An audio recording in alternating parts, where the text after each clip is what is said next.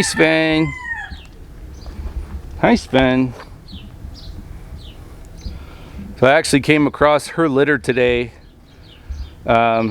She had them like a couple days or the day before that big storm that we had, and she relocated them twice. And the second time that she did, I didn't know where she took them. And today I actually found them. She found a way into my mobile home, and they're in there nice and safe. And so she's been feeding them, being a good mama.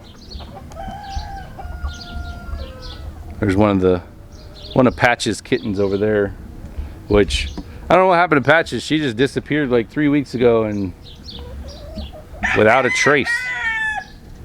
But that little brown tabby or gray tabby is a female, and then we've got a black and white tabby that's a male, and then we've got a white and orange tabby that is another male.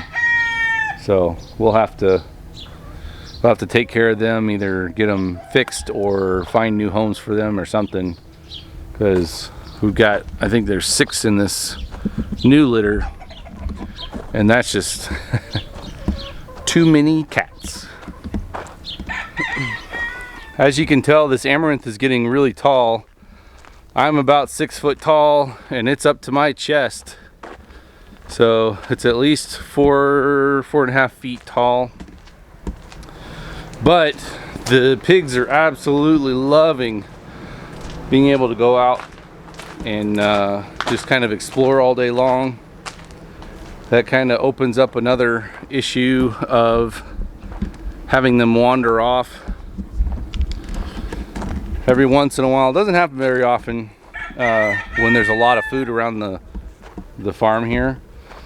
But I did have one. My neighbor texted me yesterday or the day before, I think it was the day before, and let me know that one of my pigs had basically gone all the way around the 10-acre lot that I've got fenced off here with permanent fencing, and came out by the road and was walking down the road, and eventually he just walked down my driveway.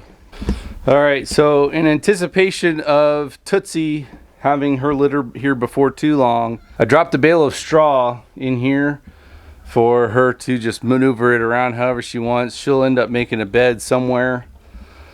I do have a heat lamp in here, but I don't know that I need to use it, but I'll get it ready just in case. But the one thing that I didn't have set up was this gravity feed barrel that has a couple different nipples on the bottom for kind of training little babies. There's one that's like really small right here, and then there's the standard size but just a little bit higher. So as they get older, they'll learn how to use those nipples. Whoop. And we've also got Tootsie is in here by herself. I took Heath out and put him over with the other 2 boars and Pumpkin, and he will stay over there for the foreseeable future. But Tootsie's starting to show some signs of getting ready to farrow, and so I wanted to kind of share those. So if you notice on the back end here, she's starting to get a little swollen and she's getting relaxed. So between her anus and her vagina there, it kind of starts working together, you'll notice. And when she's laying down, they'll actually have some pressure on it and protrude. But she's also got, on the very front of her mammaries, they're starting to build up a little bit of mass. So it's the very early signs of her milk starting to come in. Obviously she doesn't have any milk yet, but that should pick up here over the next few days leading up into farrowing. But she's in here by herself. She's low stress. She's no competition for food. She's getting plenty to eat. I can control her nutrition completely, and just kind of chilling out, getting bigger. So you can see she's pretty round, and those babies are kicking pretty strong right now. So there's Heath over there against the fence, and there's Shaw, and then Gumbo and Pumpkin. So as with any time that you put boars together, even if they're familiar with each other, sniffing each other through the fence and everything like that, they're going to establish their dominance. And I saw Heath and Shaw locked up immediately when I put Heath in there, but I haven't seen Heath and Gumbo really go at it, so I don't know what's up with that, or anyway. But so earlier today, I did some work on the pig shelter for my boars there, which is basically, it looks like just an old hay barn or something like that. But when the storm rolled through a couple weeks ago, it had peeled this corner up over on this end here. It had peeled it back, and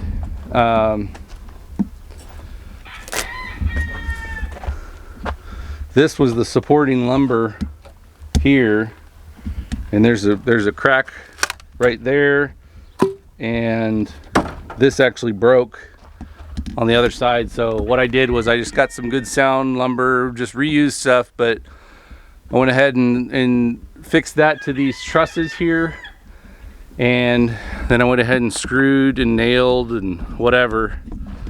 I reused some of the nails, but I like to add screws when I can, because even with the ring nail, with this old wood, it can swell and contract with the moisture in the air, and screws will just hold a little bit better. So hopefully I don't have to deal with that going forward. But that was a fix that I did earlier today, and it took me about 2 hours overall to pull all the materials out here and tools, and do all the measuring and cutting. And I took a couple breaks just to kind of cool down. But I'll give you guys another update on our pasture here. Hopefully this comes in, but this area here is where I have spread the spent hay that I got from my neighbor. This is one of the areas here, and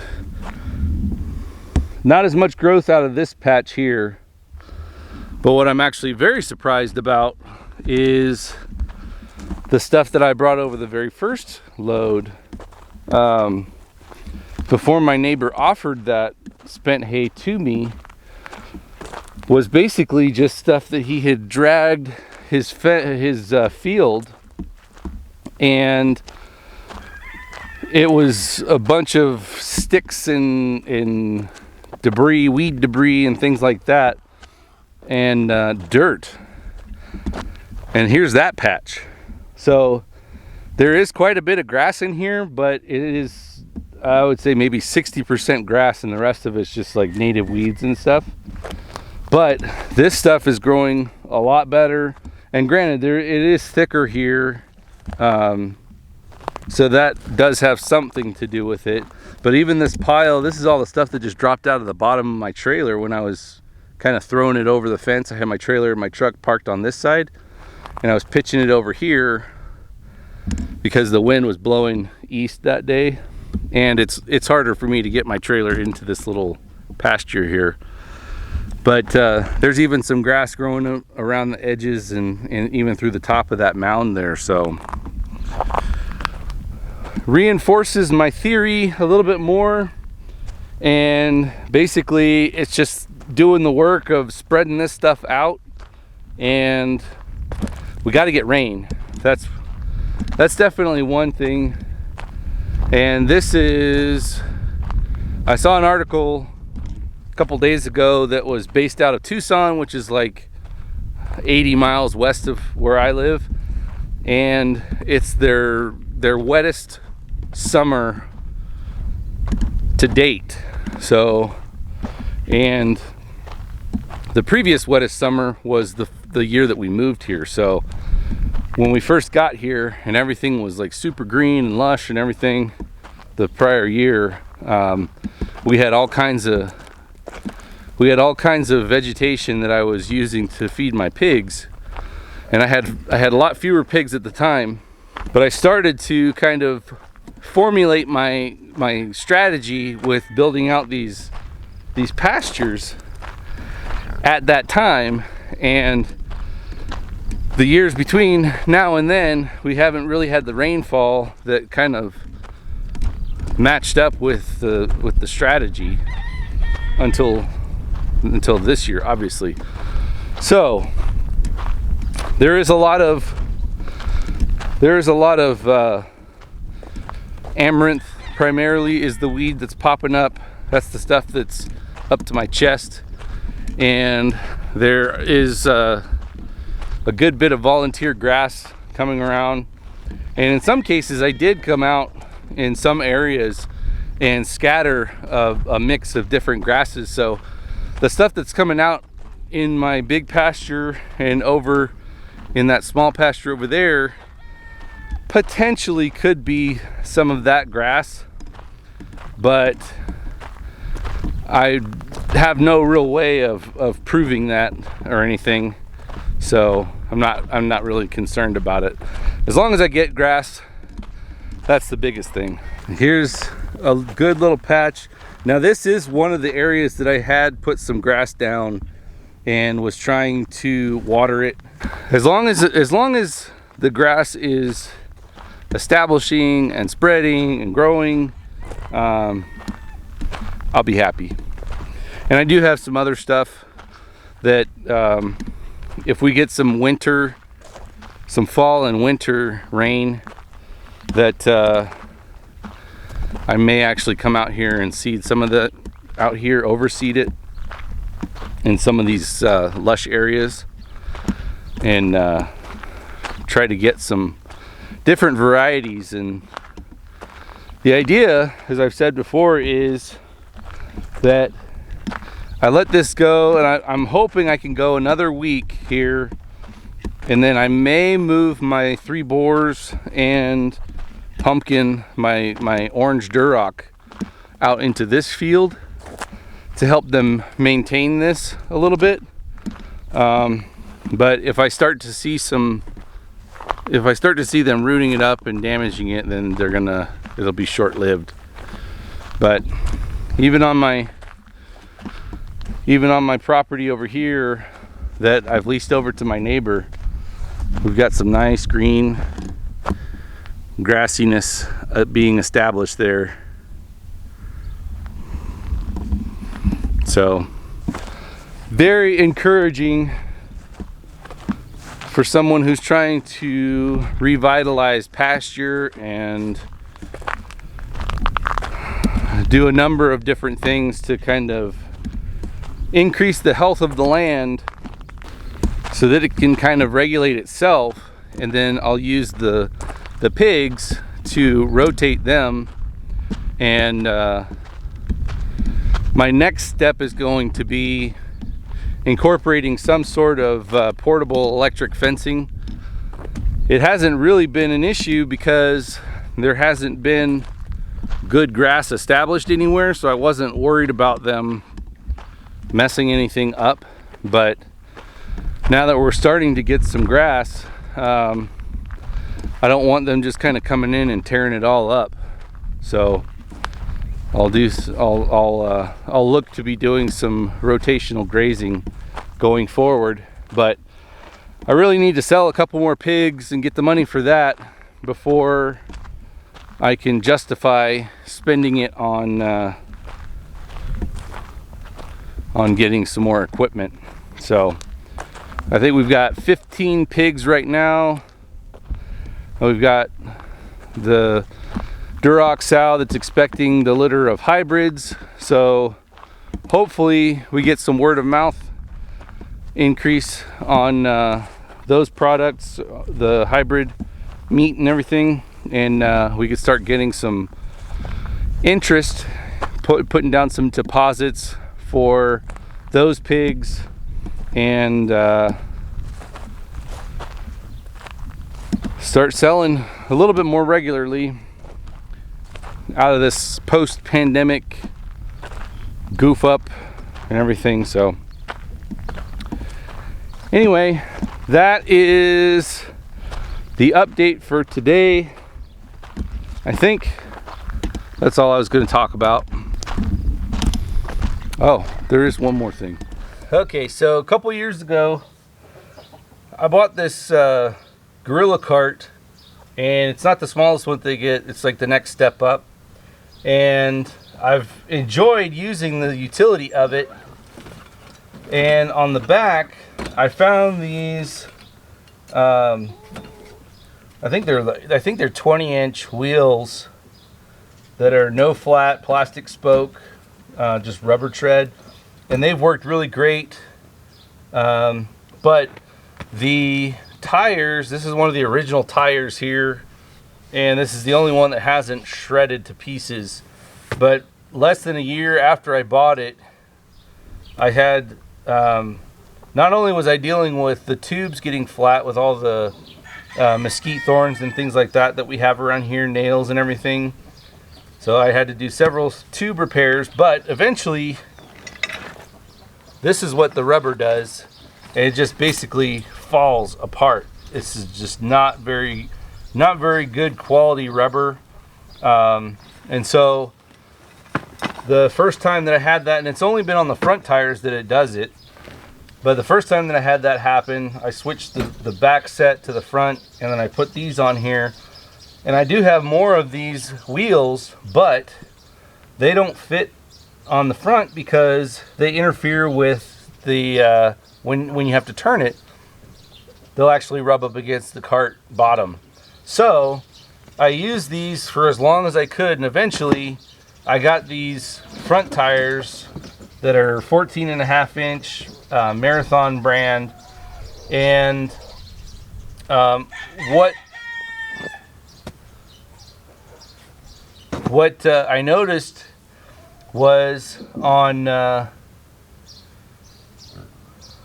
these, they come with two different sizes. Now this is a 3/4-inch axle, but they come with a 5/8-inch bushing as well, actually installed bearing. And so what I had to do is I had to pop out the 5/8, install the 3/4, but my wheelbarrow, which has had the same issue with the tires, either having flats in the tubes or the rubber kind of falling apart, that takes a 5/8-inch. So what I did was I just popped out the bearing on a set of these and put the 5/8-inch bearings on one of these and installed it on my wheelbarrow.